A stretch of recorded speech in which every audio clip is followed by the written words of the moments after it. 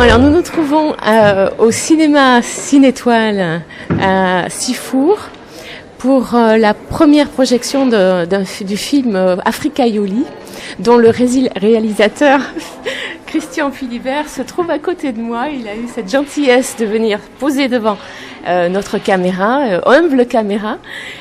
Vous avez été autodidacte, vous savez très bien ce que ça veut dire les débuts. Nous, ça se fait un petit peu plus tard, mais voilà, jeune, vous avez commencé par votre passion du Sud, hein, je pense. Vous êtes un Varois, donc vous êtes resté dans cette mouvance chargé d'accents chauds et cet humanisme que vous essayez de transcrire dans les films, les courts-métrages, les longs-métrages, il y a des documentaires. Et là, donc, c'est un long-métrage, Africa Yoli, hein, que tout le monde aura bonheur à aller voir, sur l'Afrique et avec des Marseillais. Donc, c'est plein de bonheur. Et je voulais savoir comment cette passion vous avez portée jusqu'à maintenant et est-ce que ça valait le coup? Alors, c'est une très bonne question. Ben déjà, ça, il faut remonter. Je remonte donc à mon adolescence, où ce désir de cinéma, bon, le temps que ça qui se révèle, voilà, il faut bien attendre une vingtaine d'années pour se dire oui, c'est ça que je veux faire. Et alors après, bon, c'est pas le tout. Quand on a grandi dans un petit village du Var. Faire du cinéma, comment on s'y prend?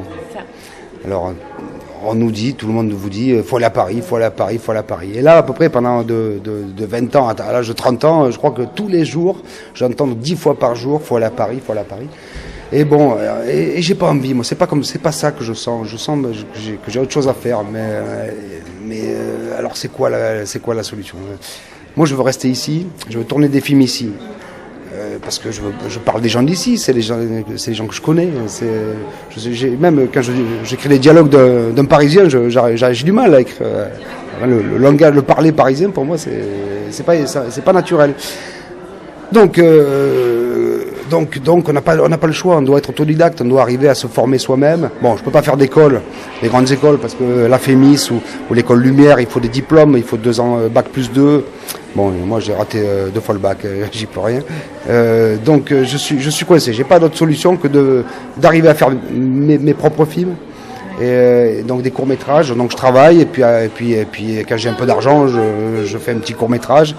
Et puis je commence à faire des films de commande. Je faisais des films de commande pour le Conseil Général, par exemple. Et donc j'apprends à monter, j'apprends le métier.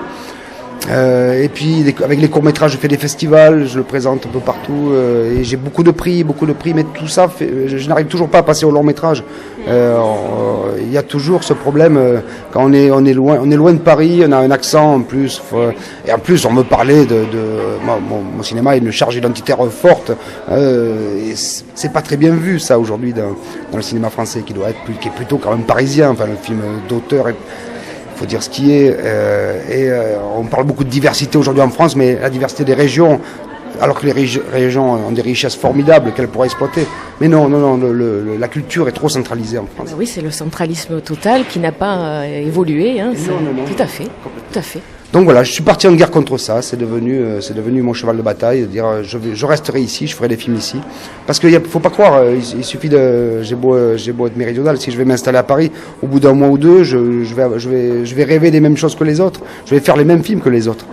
Donc c'était une manière aussi d'être différent, de proposer un cinéma différent, d'être plus original. Encore une fois, l'originalité, ça paye.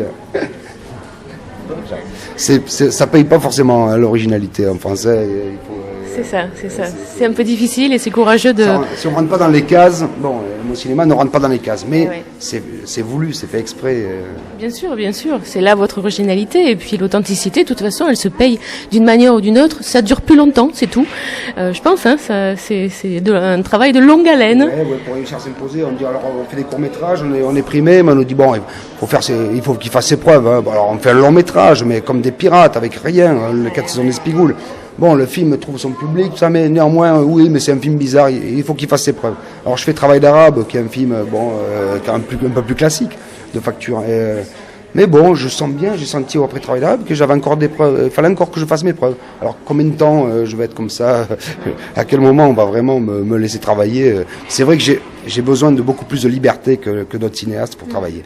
j'ai du mal à me contenter de scénarios dialogués et de faire répéter mes dialogues aux acteurs. Voilà, j'ai besoin d'aller plus loin, je suis en quête d'autre chose, d'une authenticité, et ça, pour arriver, pour réussir à le saisir, j'ai développé une méthode qui est très personnelle et qui demande beaucoup de confiance de la part des producteurs, des financiers. C'est cette confiance que je peine encore à gagner. Oui, il faut convaincre par des moyens qui ne sont pas, ma foi, cartésiens, on va dire. Hein. C'est ça le problème, toujours. Hein. Une autre question, vraiment secondaire peut-être, mais les films d'Espigoul, c'est votre société de production que vous avez quand même réussi à créer. Et Espigoul, ça vient de quoi? De espiègle et farigoule mélangés? Oui, non, mais c'est exactement ça. Un peu spigao aussi, le spigao, hein, cette graminée, vous savez, c'est ces plantes qui rentrent dans les oreilles des chiens. Le spigao, le spigao, farigoule, espiègle aussi. Ça. Oui, on l'a inventé un peu comme ça. C'était avec mon frère Hervé, qui aujourd'hui est maire d'ailleurs d'Espigoul. D'accord, ça existe vraiment Espigoul? Alors Espigoul, c'est le nom d'artiste de ce petit village où on a grandi, mon frère et moi, dans le Haut-Var. En fait, Gina Servi, aujourd'hui c'est un secret de polichinelle. À l'époque, on a entretenu comme ça, partout où on passait, on entretenait un peu la légende, on ne disait pas où c'était. C'est ce qui obligeait les gens à chercher, il n'y avait pas encore Internet à l'époque. Maintenant, on tape sur Internet, on tape Espigoul, il sort Gina Servi tout de suite, même sur Google Maps. Donc c'est plus un secret. Projeter les films, est-ce que vous pourriez voir une opportunité de projeter des films vraiment à l'étranger, mais en Europe? Mes films sont sortis un peu en Europe, en Angleterre, en Allemagne, même dans des pays non francophones. Bon, c'est sûr qu'ils peinent un peu plus à trouver leur public, mais on n'a pas non plus une grosse promo. C'est là où une sortie française qui fonctionnerait un peu pourrait comme ça susciter, créer une dynamique et donner plus de visibilité à mes films en dehors du territoire national. Pourquoi pas? Bon, ils rencontrent un peu leur public dans les pays francophones, en Belgique, au Québec, mais forcément. Oui, c'est un public qui est minoritaire, de toutes les façons. C'est des Français et puis. C'est très difficile pour un film français de réussir à s'exporter s'il n'a pas réussi la conquête du public national. D'accord.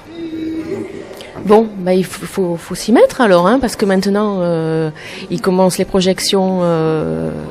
Continue, du moins commence sérieusement à être dans le cadre des cinémas. Hein, donc le prochain. Oui, la prochaine projection, c'est où? Parce que moi, j'ai lu Cavaillon. Non, demain à Mamers vers Le Mans. Et c'est Jacques Dussard, mon co-scénariste, qui a représenté le film à Mamers. Moi, je serai après-demain à Cavaillon, effectivement. C'est ça. Et puis après, on a Paris, Marseille, on a encore des tas d'événements. Et puis ça continue bien au-delà de la sortie. J'ai un calendrier assez chargé sur le mois de février déjà, avec Marignane, Carrie. Bon, alors pour voir justement les dates, c'est votre blog d'Espigoul, hein, c'est ça? Une adresse très importante, espigoul.com. Là, vous trouvez toutes les dates de nos avant-premières. Et puis, demain, c'est publié quand ça? Rapidement? C'est-à-dire la semaine prochaine. La semaine prochaine. Donc, d'ores et déjà, vous pouvez voir sur espigoul.com les dates de toutes les salles qui diffusent le film. C'est mis à jour régulièrement, c'est actualisé. Et puis restez abonnez-vous à espigoul.com parce qu'on poste sans arrêt de nouvelles petites surprises. Rejoignez-nous aussi sur Facebook, sur le Facebook des 4 saisons d'Espigoul ou d'Africa Yoli, ou sur notre Facebook personnel. On sera ravis de vous accueillir comme amis, sur le mien, celui de Jean-Marc, comme vous voulez. Et pour rester en contact et puis créer un réseau, parce que Facebook finalement c'est notre meilleur, pour le moment ça a été un peu notre seul moyen de communiquer. Et depuis plusieurs mois qu'on a lancé ce film, parce que c'est un film qu'on a lancé bien en amont de la sortie pour tenter de créer un bouche à oreille dans le Grand Sud et particulièrement dans la région PACA, où on a organisé peut-être une quarantaine, 30 ou 40 avant-premières, chaque fois bondé, toujours un public large et a découvert toujours qui a toujours été plutôt passionné par le film, quoi. C'est magnifique cet enthousiasme. Et on ne sait pas si cette démarche un peu risquée, hein. C'est très dangereux de commencer les avant-premières aussitôt.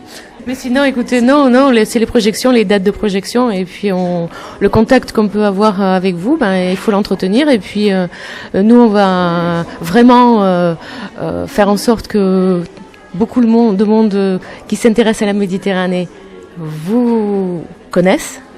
Et puis de bouche à oreille, ça se fera peut-être de manière naturelle. Et c'est vrai qu'on a besoin d'un coup de main sur ce film, on a besoin qu'il y ait du monde dans les salles le mercredi 22. Mais je pense, le public s'y retrouvera, c'est une vraie comédie, c'est une invitation au bonheur ce film. Voilà. Et je pense pas... c'est important que ce film marche un peu si on veut arriver à imposer un vrai cinéma du Sud. C'est le cinéma du Sud, une comédie humaine qu'il faut absolument aller voir. Merci, Christian Philibert. Merci. Et à bientôt. C'est celui qui donne le chikungunya, moustique tigre. Il n'y en a pas en Afrique de tigre. Il n'y a que des lions. Non, mais c'est des moustiques, c'est pas des tigres. Attache-moi les poules derrière, attache-moi. Ah, ce qu'il met derrière. C'est le queue de hyène. Oh, ça qui est bon, le queue de hyène. Queue de hyène derrière, les cornes de chèvre devant. Ah oui, t'es tranquille, tu sais qu'il t'arrive rien.